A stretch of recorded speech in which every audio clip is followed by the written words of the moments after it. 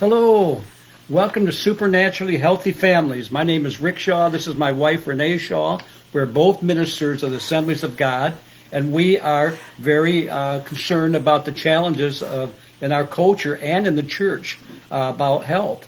And today my wife is going to continue the series on how to protect your husband's heart health. Yes, and so I think we should review to see what you've remembered. What do I remember? Well, so what was the first thing we do for heart health? Vitamin D. That was the first thing. Okay. That's close. Well, that was the second. What's the first? Fish oil. Fish oil is Fish oil. so important for heart health. Fish oil is really good. And then just don't drink it. Vitamin D. You can drink it. You can drink it. I'm sorry. Magnesium is good. And what was it? Had a bunch of letters and numbers. CoQ10. Good. CoQ10. And was there anything else? Actually, that was the ones that we've studied so far. The four are to take fish oil for heart health, vitamin D, 4,000 units a day at least, magnesium, and now I'm lost. CoQ10. CoQ10, that's right. That was the last one. Okay, good. See, two are better than one. They have a good reward for their labor. So, honey, tell us about two more. Okay, so the next two, ladies, to protect your hubby's heart are potassium and folic acid. And when it comes to these two, now I'd love to see you making sure your husband gets fish oil every day, or you cook them fish a couple times a week, or tuna fish sandwiches a couple times a week. You can get your fish oil that way, or get fish oil into him if he won't take fish oil. Like this one, I have a hard time getting to take it, but it makes them burp, so that's understandable. But in vitamin D, it's good to take an extra supplement. They're so teeny; those are easy to swallow. And then the magnesium, and now the potassium and the folic acid. It's really good if you give your husband this that I have my husband take every day, and that is a men's multiple with minerals, and it has magnesium in there, potassium in there, it has calcium, it has the trace minerals. So then you don't have to try to get him to take 10, 20 pills. I heard somebody say they take like 60 supplements a day. You don't really need to do that. As a matter of fact, supplements are not as well absorbed as food. So you want to try to get these from food, but honestly, it's hard to get enough of everything in your food. And some of our foods are deficient because our soils are deficient. So get your husband to take Adam. Now vitamin is our favorite vitamin. Almost all the vitamins we take are now vitamins, and they're just easy on the tummy. So good multiple will provide the potassium your husband needs for a strong heart and a healthy heart and to live long. And so and folic acid will also be in that multiple vitamin that I just showed you. Another way you can get your husband to have potassium is to use sea salt, pink Himalayan salt. Now you can and should use iodized salt, and you'll have the iodized sea salt. Forgive me. Then you will be getting into your husband and into your own heart, ladies. You will be getting these minerals also, like potassium, sodium, magnesium. A lot of those are in sea salt. Now the problem with iodized sea salt, though, is as soon as it's opened, some of those minerals begin to evaporate. So this way, you have to freshly grind it, so the salt is in big chunks. So every time you put that on your food or some on your husband's food, don't be afraid of salt, okay?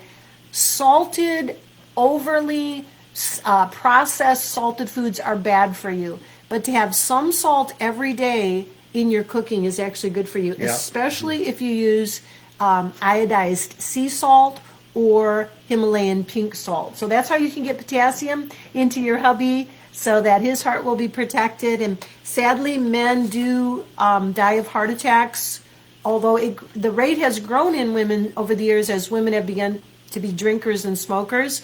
They can get heart disease too, but men are twice as likely to have heart attacks as women. So we want to take care of our hubby's heart. So this is how you do it. And then also the folic acid. Let me give you just a little bit of research on what potassium can do for your husband's heart. Number one, potassium can lower cholesterol levels. Okay, so potassium, you want to make sure you're not deficient in potassium. Remember, I'm recommended that you don't take a potassium supplement, but that you give your husband a good multiple vitamin with minerals, and it can help to lower cholesterol levels, and especially that bad cholesterol, that bad LDL cholesterol. It also can regulate his heartbeat, okay? And hey, I forgot to wish you guys a delayed, meant to do this, a delayed tell you we love you. And happy belated Valentine's Day. This is also Heart Month, so that's why we're doing this on how to protect your husband's heart. And your hearts too, ladies. We want to keep our hearts strong too. So another thing potassium can do for your heart, honey, is it keeps the heartbeat regular. So, a lot of people have arrhythmias or irregular heartbeats. Potassium helps to prevent that. So does magnesium. We talked about that when I talked about magnesium. So magnesium, potassium helps to keep the heartbeat regular. Very important for heart health, okay? So those are the two things I wanted to talk about today, was potassium and folic acid. So potassium, you also said helps lower blood pressure too, right? And lower cholesterol and regulate the heartbeat. Now, how much do you need, and what kind of natural sources can we get potassium from? Okay, so besides the salt that I showed you, of course, bananas are high in potassium. So either having he likes bananas. If your husband doesn't, maybe you can put it into some bread or something like that. But also potatoes, surprisingly, are twice as high in potassium. Now, of course, French fries are not the type we're talking about. We don't want French fried potatoes. But a baked potato a couple times a week, a baked sweet potato, yum. I love sweet potatoes. He does too. So baked sweet potatoes a couple times a week, baked potato a couple times a week. Very, very good for heart health. Amen. And beans are really good for heart health too. Beans are good for the heart. The more you eat, oh no, not that one, but they still see how long we've known this, or maybe some of us kids just made that up. So beans are good for the heart. Salmon is good for the heart. Squash, and dark green vegetables like chard and spinach are good to get your potassium, daily potassium, weekly potassium. There is a little bit of warning on potassium, and that is if you take ACE inhibitors, they already raise your potassium levels, so you got to talk to your doctor. Remember, I always preface this with, I'm not a doctor, but, and I don't want you to go off any medication without your doctor's advice. And don't take any extra supplements if you're taking prescription drugs without your doctor's advice, okay? But we do the research so you don't have to. And so there's one other thing too. So don't take potassium supplements or too much extra potassium if you are taking ACE inhibitors. Or if you have kidney failure or kidney problems, you have to be very careful with potassium. So ask your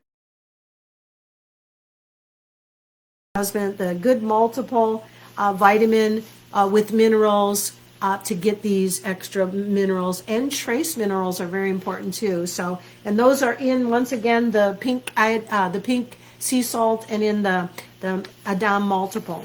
Yeah. So what else, honey, would be helpful for heart health? So last but not least, what I recommend for heart health, and which we've already talked about, but I just wanted to share the studies, was the folic acid. Okay, and that's going to be in the multiple vitamin with minerals, as long as it's got the B vitamins in it. And I just want to share with you what folic acid can do to help your hubby's heart, to protect his heart. And that is that folic acid actually lowers homocysteine levels. Okay, so when your husband goes for his yearly checkup, you want the doctor to check his homocysteine levels. Homocysteine levels are a warning flag. If the homocysteine levels are high or C-reactive protein is high in your husband's blood, you want to make sure you get him on these supplements that we've been talking about for the past few weeks. And ask your doctor to check your husband's homocysteine levels and his C-reactive protein. Now, we are 60 and 70, so we have been doing this for decades now, okay? And so, but if you're in your 60s and 70s and already taking prescription medication, you don't want to go off that. But we also want to get those of you to start taking this and getting your husbands to take it, even if you're in your 40s. That's the time to start. I talked about that at the very beginning of this teaching.